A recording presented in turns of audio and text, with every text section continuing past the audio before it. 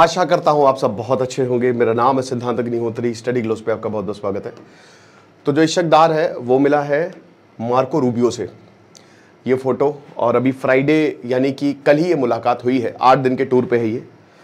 तो हम इसके रिपरकशंस की बात करेंगे, क्या क्या पॉसिबल है, हो सकता है, क्या क्या पॉसिबिलिटी है। दोस्तों बस 1 महीना हमको दे दीजिए।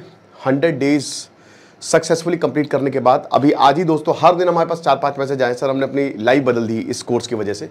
तो हम एक नया मॉड्यूल लेके आए हैं फोकस के लिए, डीप वर्क के लिए। कोई सारे डिस्ट्रैक्शन खत्म हो जाएंगे, हर दिन हम एक नई टेक्निक बताएंगे। तो 30 day deep work the power of focus. 1 अगस्त से क्लास शुरू हुई है, वैलिडिटी भी तभी से शुरू होगी। 400 रुपए का कोर्स है, सिर्फ 5 दिन बचे हैं क्लास शुरू होने में। तो प्रॉब्लम क्या है? प्रॉब्लम ये है कि अमेरिका के ऊपर आप अगेन विश्वास नहीं कर सकते। अब देखिए, ये टिट फॉर टैट होता है, सॉरी टिट फॉर टैट कह रहा हूं, वो तो होता ही है, लेकिन इट्स ऑल अबाउट इंटरेस्ट। भाई जो दुश्मन है वो दोस्त हो जाते हैं और वो फिर दुश्मन हो जाएंगे। लेकिन एक चीज और समझ है, अमेरिका ये दूसरे देशों को करने नहीं देता है। भारत रशिया से डील कर रहा है, तेल ले रहा है, तो अमेरिका को बड़ी मिर्ची लग रही है। तुम जब किसी को करने नहीं दे रहे हो, तुम्हारे क्या हम लवर है, सैयारा सैयारा खेल रहे हो कि मतलब हम कि तुम मेरी नहीं हो सकती तो किसी की नहीं हो सकती? ये क्या बदतमीजी है। तो वही बता रहे हैं कि ये अमेरिका जब दूसरा देश करेगा तो एक पूरा कानून ले आएंगे, काटसा, ठीक है, इसमें डाल देंगे कि हमारे एडवर्सरी से जो भी बिजनेस करेगा ना, उसको उसके ऊपर प्रतिबंध लगेंगे। और ये सरो खूब करते हैं, है ना। अब देखिए, पाकिस्तान की जहां तक बात करते हैं तो उसकी पोल दुनिया के सामने खुल गई है। पहले ये बहुत ज़्यादा था कि प्रोपेगेंडा और इंफॉर्मेशन वॉरफेयर में पाकिस्तान जीता है और ये सारी चीज़ें बोली जा रही थी। लेकिन अब एक चीज़ और सामने आ रही है कि सबने, जितनी भी बड़ी ऑर्गेनाइजेशंस हैं, एक तरफा सबने कंडेम किया है, चाहे वो क्वाड हो, चाहे वो ब्रिक्स हो। इनफैक्ट चाइना तक ने भारत का साथ दिया है इसमें। चाइना और भारत की, भाई चाइनीज नेशनल्स को अब इंडियन वीज़ा मिलेगा। आपको सड़कों पर 5 साल बाद चाइनीज दिखेंगे, तो ये बहुत बड़ी डेवलपमेंट है इंडिया और चाइना के रिश्तों में।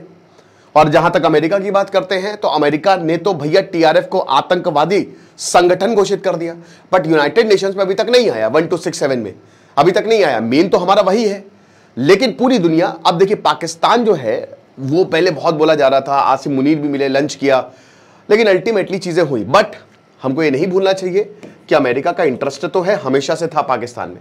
और पाकिस्तान इस समय, मैंने कई बार बता चुका है, that country is on sale, कि आओ हमको लूट लो, जो जैसी बोली लगाए हम बिकने के लिए तैयार हैं। ये सबके पास जा रहे हैं, रशिया के पास भी जा रहे हैं, ये सबके पास जा रहे हैं, ये चाइना के पास तो है ही है। तो मार्को रूबियो ने मिला, इनसे मिले। अब देखिए इन्होंने जो बातचीत की है वो वैसे तो बता रहे, डेप्यूटी पीएम भी है, वैसे तो बहुत कुछ बता रहे कि हमने बातचीत की आईसिस खुरासन। आईसिस खुरासन देखिए कैसी संगठन है ना, जैसे अब अगर आप देखो एक और चीज, हाँ आईसिस खुरासन, चाइना ने एक मॉस्क को, एक मस्जिद को बार में बदल दिया है, आपको पता है। दुनिया भर के इस्लामिक देश छोटी छोटी बातों पे, या भारत में कुछ होगा भी नहीं तो फिर भारत पे उंगली उठा देंगे, लेकिन चाइना ने एक्चुअल में ये किया हुआ है। उइगुर मुस्लिम के साथ जो ये कर रहे हैं, और जो पूरे मस्जिद के साथ, और ऐसे बहुत सारे चाइना ने मस्जिद के ऐसे कई ऐसे, अगर आप देखोगे ना तो ये चाइना करके बैठा हुआ है, किसी की मुंह से चू नहीं निकलेगी, ना ही पाकिस्तान की। तो आईसिस खुरासन एक ऐसा संगठन है जिससे अमेरिका के साथ साथ पूरी दुनिया चिढ़ती है।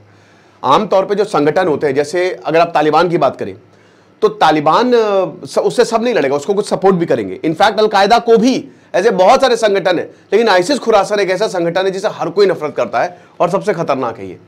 तो ये अमेरिका ने बोला है कि इससे, क्योंकि आईसिस खुरासन के एक आतंकवादी को वैसे भी पकड़वाया था, तो इसीलिए पाकिस्तान जो है वो अमेरिका का लाडला हो गया था। खैर वो तो बातें थी, मेन तो डोनाल्ड ट्रंप ने जो क्रिप्टो में इन्वेस्टमेंट किया है। अब ये बता रहे हैं कि हमने, जो भी पाकिस्तान ने एक मीडिएटिंग कन्वर्सेशन ईरान के साथ, इस ससुर कौन सी मीडिएटिंग कन्वर्सेशन की है भाई इन्होंने? ईरान वही बता रहा ना कि जैसे इंडिया, अभी एक इंटरव्यू में ये कहते हुए सुने डोनाल्ड ट्रंप, भैया भारत ने हमको मारा, इन्होंने एक्सेप्ट किया कि भारत ने हमारे बेसिस को मारा। तो अब डोनाल्ड ट्रंप आए, उन्होंने सीज फायर करवाया, और 25वीं बार डोनाल्ड ट्रंप ने बोला कि मैंने इंडिया और पाकिस्तान का सीज फायर कर। देखिए डोनाल्ड ट्रंप पागल आदमी है, मैं कई बार बता चुका हूं, पता नहीं कैसे राष्ट्रपति हो गया। मैंने तो उसी वक्त बोला था कि वो आएगा तो बर्बाद कर देगा सब कुछ। तो 25वीं बार बोला है। तो ये पाकिस्तानी कह रहे हैं कि नहीं, तो हमको उनको अप्रिसिएशन देना चाहिए, और इसीलिए हमने उनको नोबेल पीस प्राइज के लिए नॉमिनेट किया। यानी कि एक तो ये इनडायरेक्टली मान गए कि हाँ हमसे कुछ नहीं हो सकता था, हमको डोनाल्ड ट्रंप के पैर पकड़ने पड़े, तब जाके वो आए हैं यहाँ पे। ओके, तो ये चीज़ है। बाकी जहां तक ईरान की बात है तो शहबाज शरीफ वहां पे बोल के आए थे कि ईरान मैं तुमको न्यूक्लियर बॉम्ब दे दूंगा। ये पक्की बात है, क्योंकि इनके जो सुप्रीम लीडर है ये पहलगांव हमले के बाद बहुत चौड़े होके गए कि हमको तो सपोर्ट मिलेगा, ईरान में घुसे। अब वहां पे ये खमेनी से बोल के आए कि आप चिंता मत करिए, हम आपके साथ खड़े हुए हैं। तो ऑन रिकॉर्ड है ये, उन्होंने बोला कि जब मुसीबत आएगी तो आप हमारा साथ देंगे, और जैसे ही मुसीबत आई ना डर के मारे भागे ये। ठीक है, ये इतने डर गए कि पार्लियामेंट में बोल दिया कि हमने तो ऐसा कुछ बोले ही नहीं, हम क्यों युद्ध में कूदे। इनफैक्ट इन्होंने इंटेल सपोर्ट दिया है अमेरिका को कि आओ मार दो ईरान को। तो ये कौन सी मीडिएटिंग कन्वर्सेशन करवाई है ये समझ में नहीं आ रहा है। ईरान की ये एकदम हिट लिस्ट में है पाकिस्तान कि अच्छा सिला दिया तूने मेरे प्यार का। इनफैक्ट ईरान ने पाकिस्तान के तारीफों के पुल बांध दिए थे, इंडिया के तारीफों के लिए पुल बांध दिए थे। भारत की इतनी तारीफ की थी कि क्या पता है एक ट्वीट में जब ये वॉर रुका था। तो ये जो सेक्रेटरी है इन्होंने वही बोला कि जो बायलैटरल ट्रेड है, अब बायलैटरल ट्रेड में आपको बताता हूं मेन माइनिंग सेक्टर है। ये चाह रहे हैं पाकिस्तान का critical mineral rare earth element. ठीक है, ये जो रेयर अर्थ ये चाइना ने इस पे लगा दिया है बैन। 1990s में चाइना समझ गया था कि अगर पूरी दुनिया को कंट्रोल करना है तो रिसोर्सेज को कंट्रोल करो। खैर ये सभी को ही पता है, ये आज से नहीं बहुत समय से चलता आ रहा है। रोमन एम्पायर इतना बड़ा क्यों बना। अच्छा यार, मैं धर्म की सीरीज चला रहे हो, आप लोग देख रहे हो कि नहीं, 2-2 घंटे के लेक्चर ले रहा हूं मैं। कल यहूदी पे मतलब जुडाइज्म पे लिया, फिर अभी मोजेस, फिर कभी कल क्रिश्चियनिटी पे लूंगा, और फिर जो हमारे नॉन हिंदुइज्म उन पे भी लूंगा। कल कुछ बच्चों का ये कहना था कि सर आप मतलब जुडाइज्म, क्रिश्चियनिटी, इस्लाम, अरे भैया सब पे लेक्चर आएगा। ठीक है, सिखिज्म पे, बुद्धिज्म पे। तो रोमन एम्पायर भी जब घुसा तो एनाटोलिया पेनिनसुला जो आज का आपका टर्की है वहां से रिसोर्सेज लेता था। तो रिसोर्सेज के लिए हमेशा से जंग, और जो रिसोर्सेज पे काबू करेगा वो वही जीतेगा। तो अब क्या है कि चाइना समझ गया था, और उस समय रेयर अर्थ एलिमेंट की इतनी बात होती ही नहीं थी, है ना। लेकिन चाइना को पता था कि इस पे कंट्रोल करना, और उसने उसी समय जो है एक विजन बनाया, और उसने बहुत सारी माइनिंग इंडस्ट्री खड़ी की। अमेरिका सीख के आए लोग, ऑस्ट्रेलिया से सीख के आए लोग, और बहुत सारे देशों से इन्होंने पार्टनरशिप की। और उसके बाद कुछ सरकारी और कुछ प्राइवेट कंपनीज ने इसको माइन करना शुरू किया। अब पूरी दुनिया को लगा था कि चाइना कर रहा है तो हमको क्या करने की जरूरत है, बहुत ही पैसा लगता है इसमें। लेकिन धीमे धीमे ये सारी टेक्नोलॉजी चाइना के पास रही। आज दोस्तों 90% जो रेयर अर्थ है वो चाइना कंट्रोल करता है। तो चाइना का हमेशा लेवरेज की तरह इसको इस्तेमाल कर सकता है। देखिए ताइवान, मुझे लगता है कि आज नहीं तो कल ताइवान पे हमला होगा। अगर शी जिनपिंग को, क्योंकि 2 साल है शी जिनपिंग के पास, और शी जिनपिंग की हालत बहुत खराब है, और अगर शी जिनपिंग को अगला राष्ट्रपति बनना है, मुझे लग नहीं रहा है वैसे बनेंगे वो, क्योंकि अगर आप देखो तो सब बदल गया है। शी जिनपिंग पूरी तरीके से फेलियर साबित हुए, है ना। वही ढोल नगाड़ा नहीं होता कि बहुत बढ़िया लीडर है, बहुत बढ़िया बढ़ने में बच्चा है, लेकिन फेल हो गया। तो शी जिनपिंग ऐसे ही फेलियर साबित हुए। तो मुझे तो नहीं लगता इनको दूसरा टर्म, लेकिन अगर इनको अगला टर्म तो इनको ताइवान पर अटैक करना ही पड़ेगा।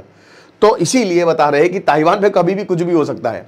तो अब क्या है कि रेयर अर्थ जो है वो अमेरिका को पता है कि इधर वेस्ट एशिया में बहुत पड़ा हुआ है, और पाकिस्तान के बलूचिस्तान में बहुत पड़ा हुआ है। तो ये सीधा डील हुई है, और अमेरिका वही बता रहा है कि हमको मिनरल्स, जो क्रिटिकल मिनरल्स है ना, उसकी माइनिंग को लेकर हमारी बात हुई है। अब वहां पे ऑलरेडी बलूचिस्तान बैठा हुआ है, इन्होंने वो एरिया चाइना को बेचा है, अब अमेरिका को भी शायद बेचेंगे। वैसे पाकिस्तान की स्ट्रैटेजी बढ़िया है कि हमको क्या लेना देना, तुम निपटो, तुम्हारे लोग मरेंगे। हालांकि इनके भी लोग मर रहे हैं। तो इन्हीं सब चीजों को लेकर इनकी मुलाकात हुई। अच्छा, इशकदार अभी बोले थे कि जो टीआरएफ है, इन्होंने अभी टीआरएफ का सपोर्ट किया था। इशकदार ने, यही आदमी, ये बोला था कि सबूत दो, टीआरएफ इसमें इन्वॉल्व है, सबूत दो, सबूत मांग रहे सरो। अब कह रहे हैं कि हमको कोई प्रॉब्लम नहीं है, अमेरिका ने टीआरएफ को अगर आतंकी संगठन घोषित कर दिया। आप बहुत दोगले लोग हैं ये लोग, ठीक है, इन पे बिल्कुल भी आप भरोसा नहीं कर सकते। तो बायलैटरल ट्रेड और मेनली क्रिटिकल मिनरल्स की बात हुई है यहाँ पे, ठीक है। बहुत ज्यादा प्रेशर था, इसलिए अमेरिका को ये करना पड़ा। लेकिन देखेंगे आगे जो भी होगा हम बताएंगे आपको। बाकी आप हमारे शानदार कोर्स को अवेल कर सकते हैं, डिस्क्रिप्शन और कमेंट बॉक्स में लिंक दिया है। Thank you so much.